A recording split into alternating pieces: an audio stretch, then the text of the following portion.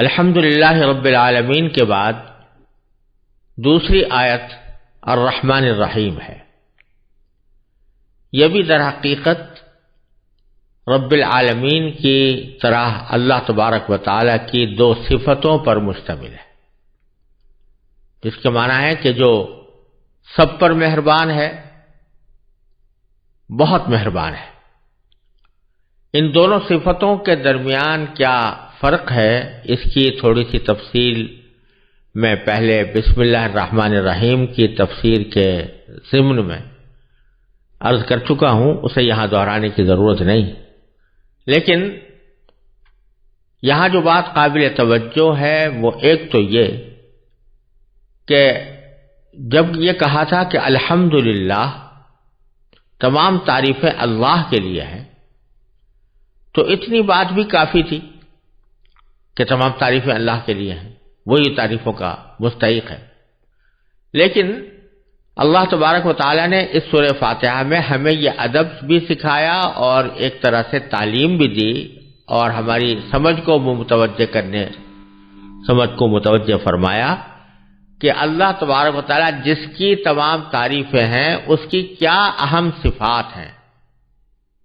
ان میں سے ایک صفت رب العالمین بیان کی، جس کی کچھ تفصیل پہلے عرض ہو چکی ہے، اور دوسری صفت الرحمن اور تیسری صفت الرحیم بیان فرمائی۔ جیسا کہ میں نے پہلے عرض کیا تھا کہ اس کو اس طرح بھی دیکھا جا سکتا ہے کہ الحمدللہ ایک دعویٰ تھا، اور وہ دعویٰ یہ تھا کہ تمام تعریفیں اللہ ہی کی ہیں، یعنی اللہ تبارک و تعالیٰ کے سوا کوئی بھی ذات، کوئی بھی ہستی، کوئی بھی چیز حقیقی تعریف کی مستحق نہیں۔ اگر حقیقی تعریف کی مستحق ہے تو وہ صرف اللہ تبارک و تعالیٰ کی ذات ہے۔ یہ ایک دعویٰ تھا۔ آگے رب العالمین میں بھی اس کی ایک دلیل بیان کی گئی ہے کہ تمام تعریفیں اسی کی طرف کیوں لوٹتی ہیں، اس واسطے کہ وہ سارے عالموں کا، سارے جہانوں کا پروردگار ہے، اس کو پالنے والا ہے، اس کو پیدا کرنے والا ہے۔ اور دنیا میں جب کسی چیز کی تعریف ہوتی ہے تو حقیقت میں اس کے پالنے والے کی، اس کے بنانے والے کی تعریف ہوتی ہے۔ تو ایک دلیل تو اس دعوے کی ہوئی رب العالمین، اور دوسری دلیل یہ الرحمن الرحیم بھی ہے کہ وہ ذات کے جو رحمت والی ہے، جس کی رحمت عام بھی ہے، جس کے لیے الرحمن فرمایا گیا، اور جس کی رحمت تام بھی ہے یعنی مکمل بھی ہے، جس کے لیے الرحیم فرمایا گیا۔ تو در حقیقت قابل تعریف تو وہی ذات ہونی چاہیے جو اتنی زبردست رحمت کی مالک ہو کہ اس کی رحمت سب پر وسیع بھی ہو، اور جس پر ہو وہ بہت عمق کے ساتھ، گہرائی کے ساتھ اور مکمل طور سے ہو۔ تو یہ ایک طرح سے دوسری دلیل ہے اس دعوے کی کہ الحمدللہ۔ دوسرا پہلو اس دوسری آیت کریمہ میں یہ ہے کہ اللہ تبارک و تعالی نے یہاں اپنی دوسری صفات کے بجائے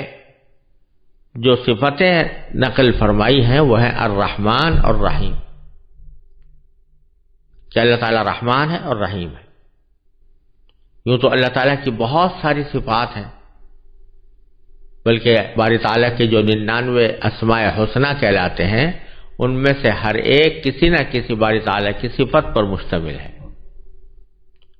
وہ صرف رحمان اور رحیم ہی نہیں ہے، رزاق بھی ہے، ذو القوہ بھی ہے، متین بھی ہے، مجید بھی ہے، وہ حمید بھی ہے، وہ شدید العقاب بھی ہے، وہ سریع الحساب بھی ہے، وہ منتقم بھی ہے، وہ قاہر بھی ہے، وہ قہار بھی ہے، اور بہت ساری صفات اللہ تعالیٰ کی ہیں۔ لیکن اس سورہ فاتحہ میں جو در حقیقت پورے قرآن کریم کی تمہید بھی ہے اور اس کا خلاصہ بھی ہے، اس میں اللہ تبارک و تعالیٰ نے اپنی دوسری صفات کے بجائے الرحمن الرحیم دو صفتوں کا ذکر فرمایا اور دونوں کا تعلق رحمت سے۔ اس میں ایک تو یہ نقطہ ہے کہ یہ الحمدللہ کی دلیل ہے، جیسا کہ میں نے ابھی عرض کیا، تمام تعریفیں اللہ کی کیوں ہیں؟ کیونکہ وہ سب پر رحم کرنے والا ہے۔ جو رحم کرنے والا ہوتا ہے وہ یقیناً قابل تعریف ہوتا ہے۔ اور دوسرا نقطہ یہ ہے کہ اللہ تبارک و تعالیٰ کی یوں تو بہت سی صفات ہیں، لیکن ہم بندوں کے لیے باری تعالیٰ کی صفت رحمت یہ سب سے زیادہ مقدم اور سب سے زیادہ سابق ہے۔ اسی لیے ایک حدیث قدسی میں فرمایا گیا، باری تعالیٰ فرماتے ہیں کہ سبقت رحمتی علی غضبی، کہ میری رحمت میرے غصے پر غالب ہے، اس سے سبقت لے گئی۔ یعنی باری تعالیٰ بندوں پر رحم کرنا چاہتے ہیں، اسی لیے فرمایا ما یفعل اللہ بعذابکم ان شکرتم وآمنتم، اگر تم شکر گزار بنو اور ایمان لاؤ تو اللہ تمہیں عذاب دے کر کیا کرے گا؟ تو اصل صفت باری تعالیٰ کی رحمت ہے، اور اسی رحمت کی صفت کو اصل قرار دینے کی طرف یا اس کو فوقیت اور سبقت دینے کی غرض سے بظاہر یہاں اور صفتوں کو چھوڑ کر الرحمن الرحیم کی صفتیں اختیار فرمائی گئی ہیں۔ اس میں ہمارے لیے تعلیم یہ ہے کہ ہر انسان کے دل میں کچھ جذبہ رحمت کا بھی ہوتا ہے، محبت کا بھی ہوتا ہے، اور کچھ غصہ اور دوسروں کے اوپر اپنی بڑائی جتانے کا احساس بھی ہوتا ہے۔ دونوں قسم کی صفتیں انسان میں بھی پائی جاتی ہیں، اور چونکہ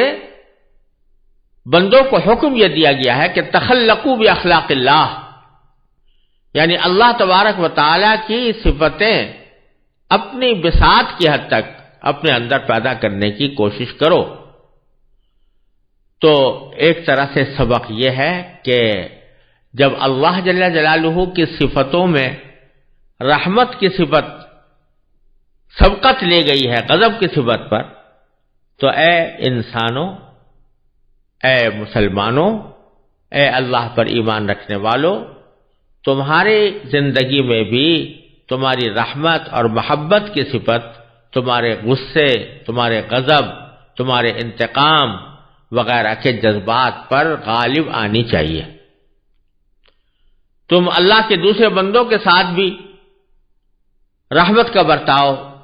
کرو، اور جب تک کہ کوئی شدید ضرورت پیش نہ آ جائے اس وقت تک غضب اور دوسروں کے ساتھ لڑائی یا اس کے ساتھ ناراضگی کا رویہ اختیار نہ کرو، بلکہ حتی الامکان رحمت کی صفت کو اپنانے کی کوشش کرو۔ اسی معنی میں ایک حدیث بھی آئی ہے، اور وہ حدیث ایسی ہے کہ پہلی صدی ہجری سے آج تک اس حدیث کی یہ خصوصیت رہی ہے کہ جب کوئی طالب علم یا شاگرد اپنے استاد کے پاس حدیث کا درس لینے کے لیے پہنچتا